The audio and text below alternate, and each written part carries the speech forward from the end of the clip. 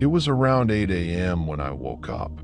I brushed my teeth and walked into the kitchen, where my mom was already waiting, seated, sipping coffee, and watching one of her crazy news shows. As soon as she saw me, she stood up and gave me a tight hug. "Happy birthday, honey." Then she went back to eating her toast and asking what I thought about some ridiculous conspiracy theory. I didn't reply, just rolled my eyes while pouring myself a mug of coffee. That's when the doorbell rang that I thought it was the party decorations I'd ordered and headed toward the door. Strangely, the delivery person was already gone, even though I had taken no more than 10 seconds to reach the handle. On the porch, lying on the doormat, was a letter envelope. Paper, but clearly containing something inside. Curious, I picked it up and opened it. Inside was a small scrap of paper, like a torn-off page, and a slender black object I couldn't immediately identify. I pulled out the note first. In messy handwriting, it read, "Big day today, baby." A chill shot down my spine as I read those words. It sounded a lot like him. Could this be Father? Was all I could think, and for a few seconds, I stood there, frozen. No, it can't be, I said aloud, snapping out of it. Then I turned my attention to the object. It didn't look like anything familiar. I gently pulled it out, feeling its softness and inspecting it carefully. But I soon dropped it and screamed when I realized what it was. A finger. It looked like a pinky, blackened with rot, nail missing, the smell unbearable. "Do you want to cancel it?" my mother asked, as the police officers left our house. "The party, you know." "No, I don't," I replied, slightly annoyed by the question. This was supposed to be the first normal birthday I'd had since we escaped his grasp. I'd invited all my coworkers. The cops said they'd keep an eye out for him. They even gave me their personal numbers. I reassured her, though it didn't seem to help. She sat at the table with her hands covering her mouth, anxious. It reminded me of those nights she used to wait for him to come home after hours at the bar, just to find out what kind of punishment he'd decide to unleash. Besides, I added, we don't even know for sure if it's him. "It's him, honey," she said firmly, eyes drifting off as if lost in a flashback. "We may not know whose finger that was, but you know damn well why it's a finger." I saw tears start to form in her eyes and walked over. "Even if it is him," I said, placing my hands gently on her shoulders, "the police will catch him." I don't know if she believed me or not, but she stood up and quietly went to her room. It was almost noon now, and I decided to start setting up our living room for my birthday party later that evening. I did everything while trying to push the incident out of my mind, but a voice kept echoing in my head. Will we ever be free from him? The rest of the afternoon went by smoothly. Snacks and drinks were on point. The tacky decorations I had ordered from Amazon finally arrived. I took a long, hot shower and got dressed to welcome the first guests. My mother had also come out of her room, wearing a long white dress I hadn't seen her in for years. The last time she wore something like that, it hadn't ended well with D8 and my two closest friends were among the first to arrive, and I couldn't resist pulling them aside to explain what was going on. "Oh my God, Maria," one of them gasped, shaken. "Do you think he's watching you or something?" "I don't know," I replied, "but I've been texting the officer all afternoon. They're patrolling the neighborhood.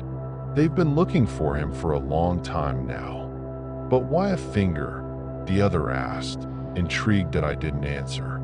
I just turned and looked over at my mother, who was seated, chatting with a friend.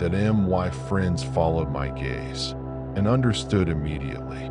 My mother was holding her beer glass with her right hand, and it was missing a finger, her pinky. The first time she tried to leave him, she packed everything in a suitcase while he was at work, and we drove away. I began, trying not to let the wave of emotion take over. He found us at some crappy roadside motel and cut her finger off as punishment. My friends, probably not prepared for the intensity of what they'd just heard, went silent, eyes wide in disbelief. "Jonathan should be here with the cake any minute," I said suddenly, shifting tone, taking a sip of wine, trying to steer the mood back toward normalcy. I tried to lighten the atmosphere, chatting with the other guests, refilling drinks, playing upbeat music.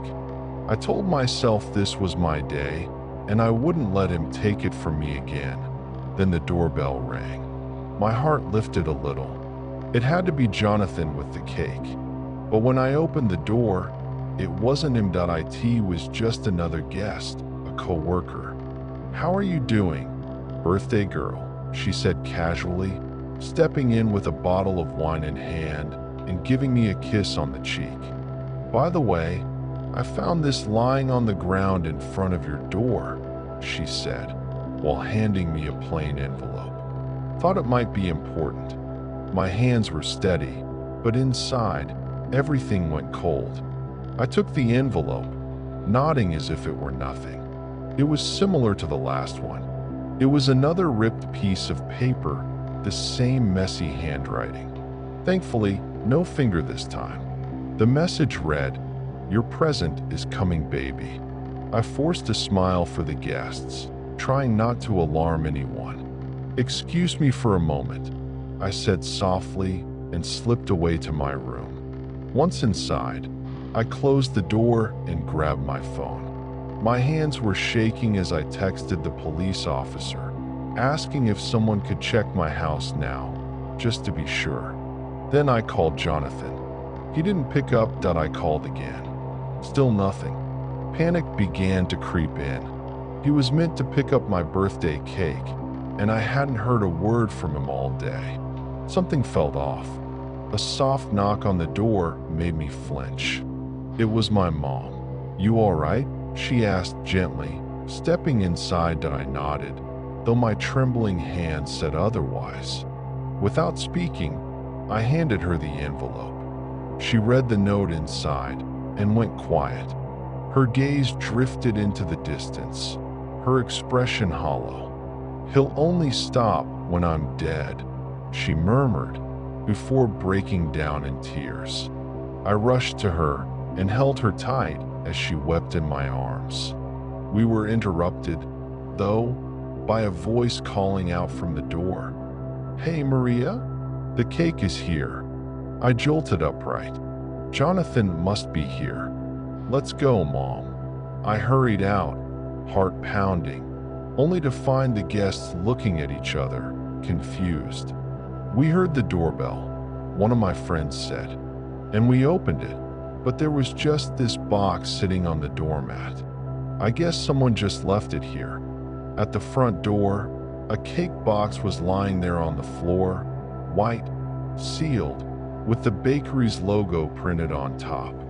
I grabbed it and set it on the kitchen counter, only to feel something wet on my fingers. A drop, thick and dark red. The silence took over the room.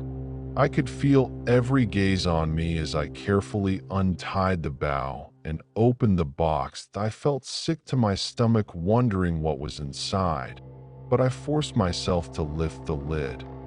And, as you can imagine, there wasn't a cake. There was a face, a head, freshly severed, the colors still vivid. Eyes closed, mouth slightly opened. It was a head I recognized instantly. The one that had haunted our daily lives with fear for so long. My father's, and stapled to his forehead, the same kind of torn paper as before, with the same crooked handwriting.